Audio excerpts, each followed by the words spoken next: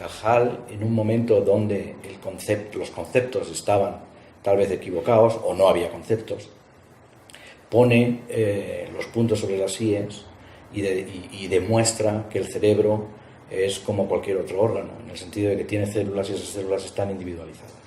Y esto es fundamental para entender el funcionamiento del sistema nervioso, porque determina o postula que tienen que haber zonas que él llamaba de aposición, donde tiene que darse una especie de milagro que se llama transmisión sináptica. Pero la otra gran parte del legado de Cajal es toda su descripción minuciosa de distintas regiones del cerebro, y eso sigue siendo útil, ¿no? Es como un mapa de las estrellas del cerebro, pues seguimos usando todos sus dibujos.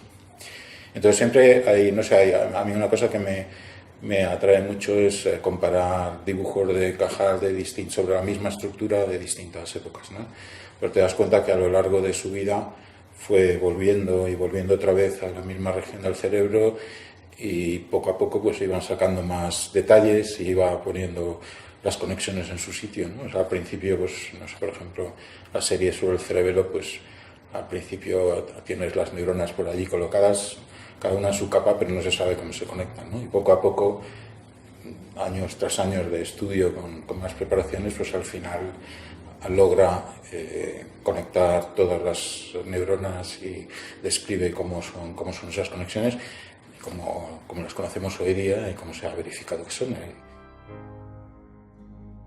Sus trabajos además describen la dirección que sigue la transmisión del impulso nervioso, lo que él llamará como ley de polarización dinámica. Hay unos dibujos de Cajal, hay algunos de ellos en concreto, en los que se ven unas flechitas que indican la dirección de la actividad cerebral. Yo le llamo las flechas de Cajal, porque esas flechas no estaban en el microscopio. Esas flechas no las veía Cajal cuando miraba por el microscopio la preparación. Esas flechas son la máxima expresión de lo que Cajal era.